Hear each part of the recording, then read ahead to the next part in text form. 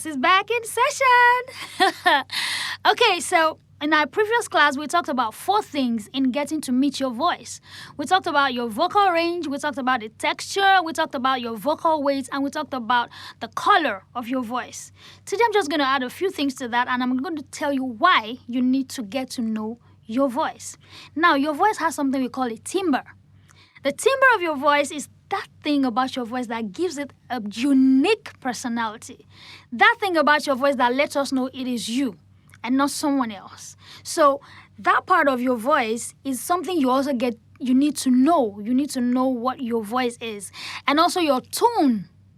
Your voice has a tone. Your tone is what you sound like when you open your mouth to sing, what you will naturally sound like before all the colorings, before, all the riffs and runs and all of that, what you will sound like by default. Now, some of these things that make your voice what they are is more of your physical body type. For example, it's like having a guitar. String 6 and string 1, they are 2 different personalities. There's nothing you can do to make string 6 sound like string 1. Why? Because the sizes are different. And so they will vibrate at different frequencies because of their sizes.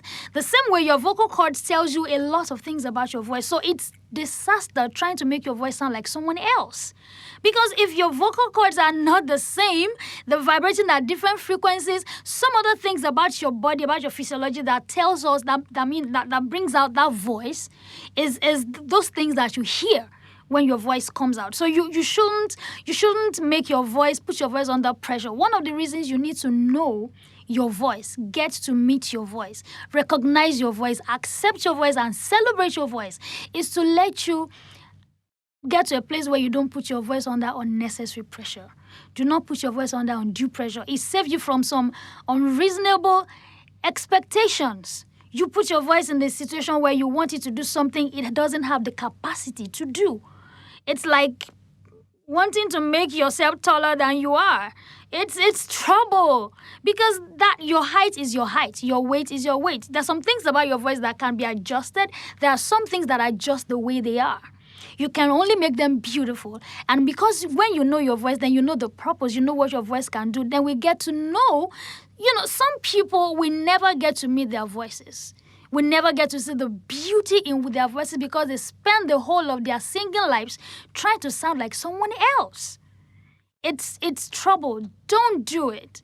Get to know your voice and make your voice to sit in its position where it is. That's where your voice can thrive. That's where your voice can evolve. That's where your voice can be beautiful.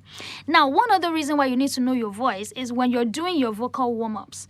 Now, like I said in previous class, we talked about your vocal range. It's a long line. Somewhere in the middle is where you live, is where your voice is where your voice can function at its best. When you shift your voice from that place and put it in another place, it struggles, it strains, it can kill your voice. You need to see your voice like a living person. It can be hurt, it can be sick, it can be abused. Your voice can die. If anything happens, God forbid, something happens and your vocal cord collapses, rest in peace, voice. Voice is gone forever. So you don't want to put your voice in a situation where it is in danger. Some of us singers, we abuse our voices. We use it in a way that our voices are constantly in danger because we are making it do what it's not supposed to do. And you're straining the voice every single time you try to sing. It is not good. Don't do that to that beautiful voice. So getting to know your voice helps you to know when you're, for example, if you're a soprano, you're listening to that tape, if you're using an audio device for your vocal warm-up, you know when to start and know when to stop. You're a tenor, you don't want to follow soprano into their range. Do you understand? So those are the reasons why you need to know your voice. It helps you to maximize your voice. It helps your voice to function at its best capacity. Thank you so much for attending class today. I have to go now. Next class, we'll talk more about your voice. Bye.